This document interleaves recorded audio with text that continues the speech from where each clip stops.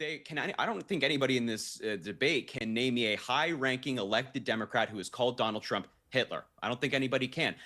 You sure about that? By the way, I'd be happy to answer the question about whether or not a high-ranking Democrat has used this rhetoric. Who is Kamala Harris? I know. I want you to answer all the questions. I want you to answer all the questions for you. Who is Kamala Harris?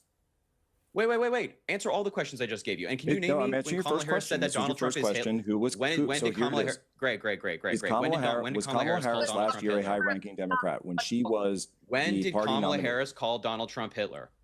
October of 2024. Kamala Harris said on the campaign trail, Donald Trump vowed to be a dictator on day one. His former chief of staff said he wanted generals like Hitler's. Donald Trump openly admires dictators, including Adolf Hitler. Last October, that was said on the campaign trail from the Democrat. So Kamala Harris said this during the campaign, during the closing days of the campaign. It was her final campaign pitch. Is that high enough ranking for you? You guys supported her for president. Exactly, because there have been reports the person that Donald you Trump supported for president is someone just relax, who was campaigning by calling Trump Hitler. Jack, you're so disingenuous when you bring this stuff up. You can't even acknowledge the fact that your own candidate. Is Harry Sisson ever right? Now, to be fair, I don't follow much of anything about Harry. Anytime I've really ever seen him is when he's been on someone else's show, like Piers Morgan, for example.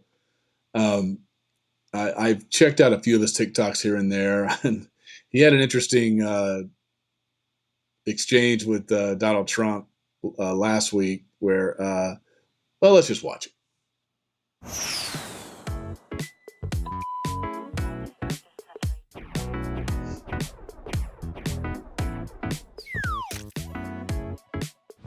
Did you laugh? No, I don't think the president behaving in this way is funny. I think we have to hold our leaders to a higher standard.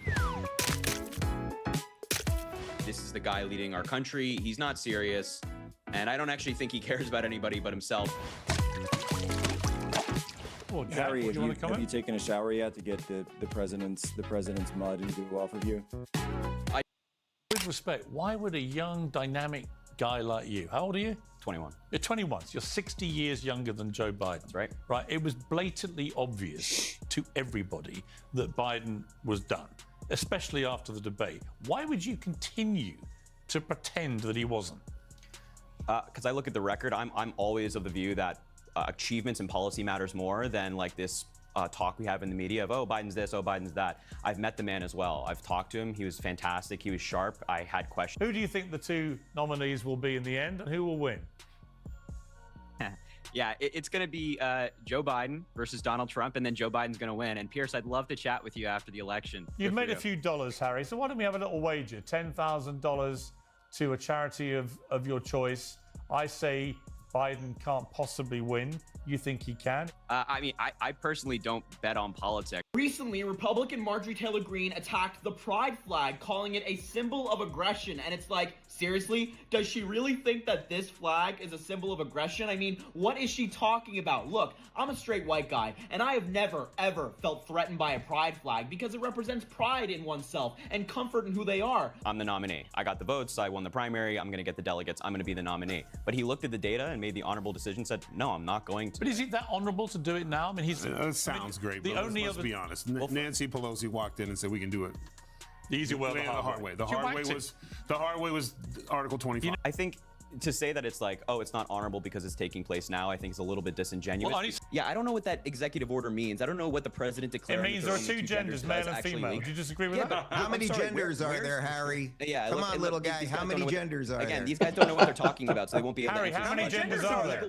How many genders are there, Harry? How many genders are there? What's the legal? I'm gonna use Joe Biden's answers. At least two. At least two. That satisfies. Well, how many more other than male, female? That's a TikTok answer. No, there's at least two. Yeah. There's at least two. Donald Trump says there's male and female. There are two. Okay, Dave. How many more are there after male and female, Harry?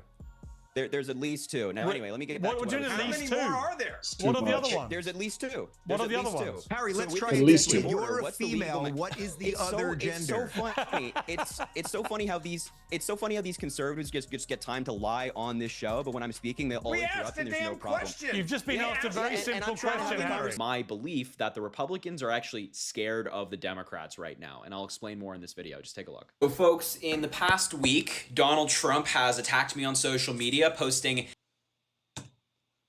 Who watches themselves, their own videos in split screen like this? You couldn't just play it?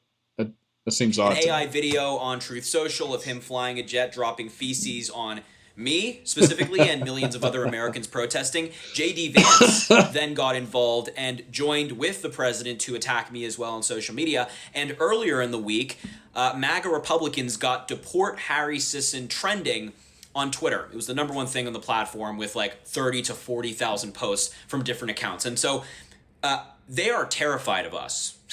That's the takeaway here.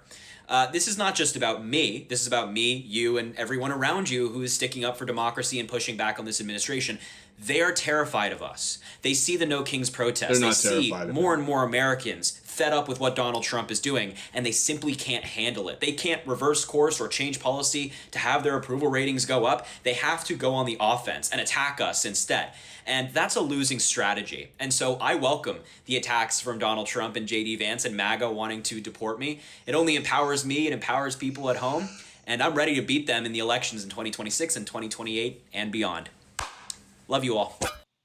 And so I guess that video that we just watched really got under Trump and his team's skin. Just a little bit. This, according to the Trump War Room, they said, "Ma'am, calm down." I just find it so funny. This whole saga has really exposed the fact that Trump, JD Vance, and none of these Republicans can actually respond to substance. They can't ever do that.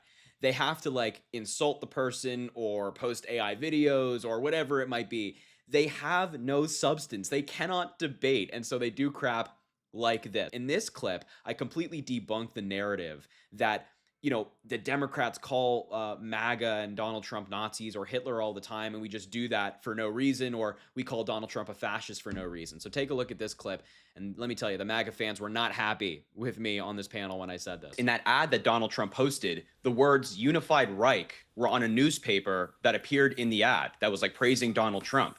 So if the Trump campaign is putting that in an ad, I think that deserves to be called out. Number two, I don't think anybody in this debate can name me a high-ranking elected Democrat who has called Donald Trump Hitler. I don't think anybody can. Number three, one of the only high-ranking politicians in American politics who called Donald Trump Hitler is JD Vance, calling him America's Hitler. Okay. So obviously more Hitler talk, more fascism talk, more on that white supremacy vein. You know, I guess people can choose what they want to believe. I've never seen any fascism or Hitler talk or, you know, any any actions or anything that resembles Hitler from Donald Trump. Now, I know Donald Trump can be an asshole. I know he can be, you know, he can be quite contentious and a troll. He's a master troll. There's no doubt about that, which is, to a lot of people, the basis of his appeal. But someone like a Harry Sisson, you can tell this is a kid that everything he reads that, you know, basically comes from the left, he's buying it hook, line, and sinker. Everything. And he's just going to go out and he's making a name for himself. And, you know, he's a young, fresh-faced kid. He's on the left, which is a perfect place for someone like him. This kid does not look like he has suffered a day in his life. Looks like he comes from a very well-off family. Now, I don't really know what his background is or what his history is. But he's got some growing up to do. He's got some time. He's got time to grow. His brain is still developing. I think he's 23, 24 years old, something like that. But, you know, you can just see this thread. They all latch on to this, you know, Trump's Hitler, he's a fascist, you know, MAGA's all fascist and Hitler supporters. You know, what else could you call them? You know, when you have these top officials aligning themselves. I know this young Republicans group chat was a bad look, you know, but it is what it is. It's a stupid private chat with people making stupid jokes. There's a lot of private chats that they could dig up on a lot of different people and deem to be horrible. I'm not here to condone, you know, liking Hitler or saying that I love Hitler or any of that. I think all of that is bad. I'm not really here to, you know, celebrate this young Republicans private chat group. But this is, you know, something that they feel is leverage for their side to speak out against. And, and that's unfortunately kind of where our politics is. Everything has to be a hit piece from one side or the other. They got to hit on Trump, they got to hit on Biden, or it's got to be Obama or George Bush. It doesn't really matter. It's this whole century so far, this whole 2000s, it has just gotten progressively worse from the year 2000 till now. So 25 years of it, just the back and forth between Democrats and Republicans just gets worse. It's unlike anything I've ever seen, though, with when Trump is in office. So, Trump says incendiary things. He says things to get a rise. He's a troll. He loves it. He gets off on it. There's no doubt about that. People like Harry or the AOCs or the people kind of in this vein. I know Harry's not a politician. He's just more or less an influencer. Even though I do kind of look for him to probably run for some sort of office at some point in the near future. But he's got to grow up a little bit more. He needs a little bit more life experience. He needs his own voice and his own mind. He doesn't really seem to have that yet. I think he'll get there, though. He seems like a bright kid. He seems a lot smarter than your average 23, 24-year-old. I don't even know what he is. But anyway, I'm going to play a few more of his greatest hits, and we'll comment on that.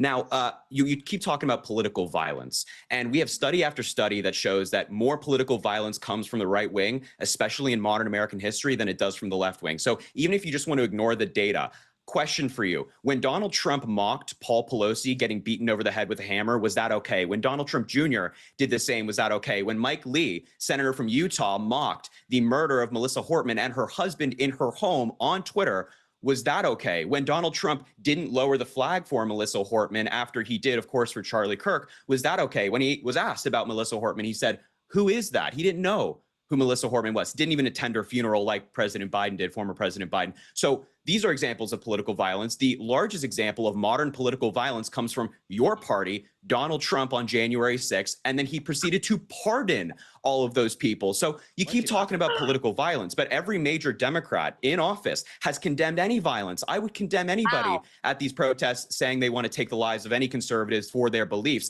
But your guy pardoned people who beat police officers over the head. He mocked the beating of Nancy Pelosi's husband.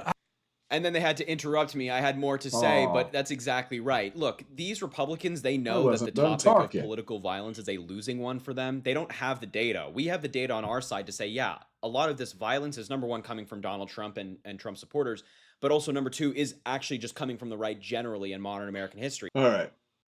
So again, we're back on the majority of the political violence comes from the right. I don't see the Paul Pelosi attack as political violence. Now, I think that was just a random crazy person. I don't know. I think there's still a lot of questions in that story as to really how all that came to be. But again, still tragic and inexcusable regardless. But obviously the assassination of Melissa Hortman and her husband, there's no excuse for any of that violence. I know there was some questions about the shooter in that case. His name escapes me. It's like Vance Bolter, Vance Bolter, I think that's the name. And definitely was a conservative. Definitely was mentally unwell. And to the best of my knowledge, he had worked with Melissa Hortman on some sort of a board, that was, I guess, constructed by, what's his name, Tim Walz. So anyway, it's still violence that's inexcusable, and I'm not going to sit there and make light of it or try to say that this and that. There was 2 assassination attempts on Trump's life. Obviously, Charlie Kirk was murdered or assassinated. The political violence has just really gotten out of hand. And really, I guess we could say it's on both sides here. I think assassinating a presidential candidate or a former president, to me, that carries far more weight than a Paul Pelosi attack as far as political violence goes. I'm not going to say that one violence is necessarily more extreme than the other, but I think both of those are bad. But this argument of which side it comes from, I don't know. I don't see the data to where it says it's the majority of it comes from the right. So, well, Harry, you're the man of the moment, the man of the memes. Just be honest with me here. When you first saw that meme involving excrement being deposited on you, did you laugh? No, I don't think the president behaving in this way is funny. I think we have to hold our leaders to a higher standard.